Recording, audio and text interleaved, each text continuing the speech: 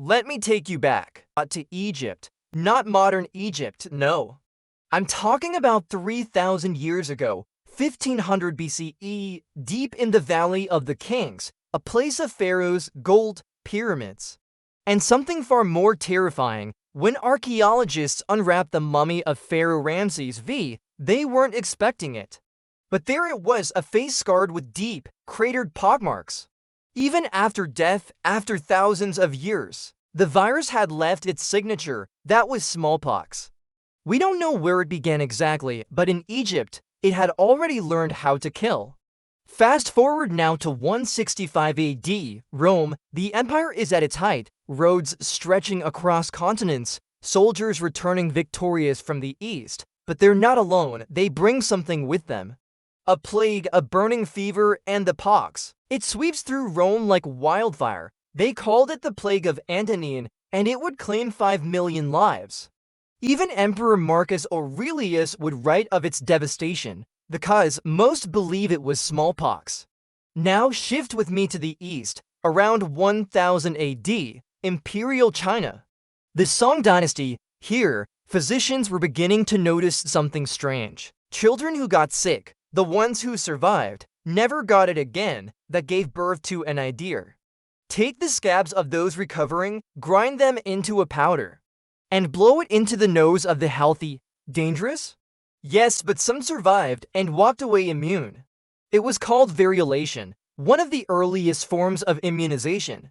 A few hundred years later, this practice spread to India. By the 1500s, smallpox was so feared there that people turned to religion.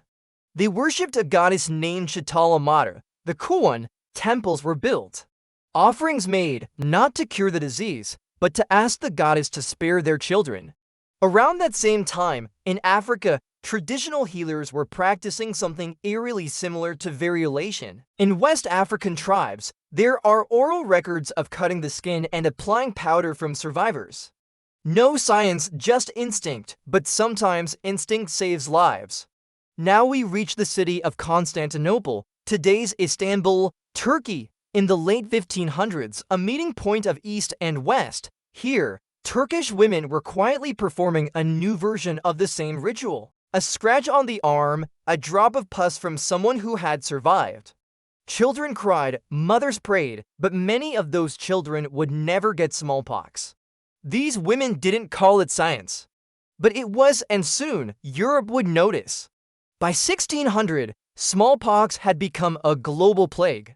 It was everywhere, in temples in India, in Roman histories, in African chants, in Chinese medical scrolls, in scars on the faces of pharaohs, and it wasn't slowing down. The symptoms were always the same.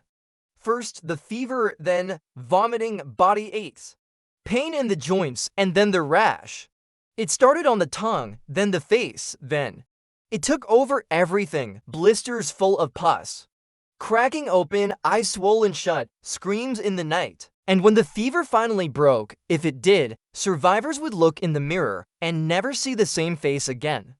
By this point, the world had lived with smallpox for 3,000 years. No cure, no mercy, just scars and fear.